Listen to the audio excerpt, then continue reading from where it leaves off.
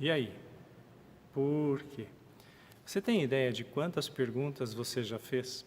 Você tem ideia de quantas perguntas já fizeram a você? Você sabe, até as crianças têm a famosa fase do porquê. Paiê, por que isso? Mãe, por que aquilo? O que deixa alguns pais e algumas mães de cabelo em pé.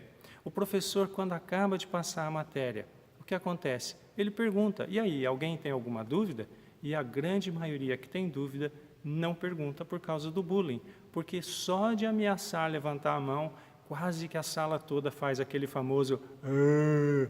Acontece que qualquer pessoa, quando tem alguma dúvida, ela pergunta, porque ela quer saber os motivos, as razões sobre algo ou sobre alguma coisa. Por isso aquela máxima, quando alguém faz uma pergunta, por quê?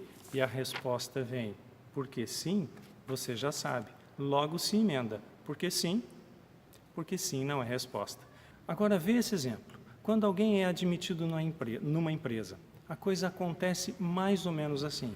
Ensinam o que fazer, depois o como fazer e, se sobrar algum tempo, o porquê fazer.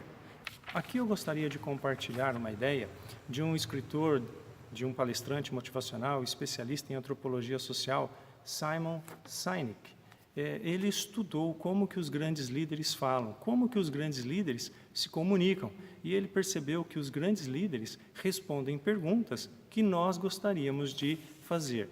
Assim, o Simon criou uma ferramenta que ele chamou de Golden Circle, ou Círculo de Ouro, em que ele, na verdade, faz 3 círculos e ele escreve no primeiro círculo o que, depois no segundo a palavra como e no círculo menor a palavra porquê.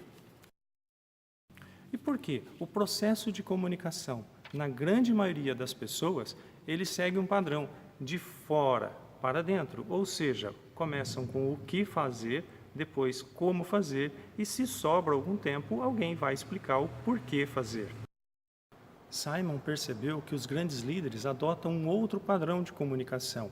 Eles adotam o padrão de dentro para fora, ou seja, eles começam pelo porquê algo precisa ser feito, porque algo tem que ser feito. E assim, se entendermos o porquê algo tem que ser feito, o como e o que serão consequências naturais.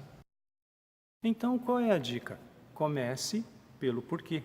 Comece pelo porquê que algo precisa ser feito. Comece sempre pelo porquê. Essa é a dica.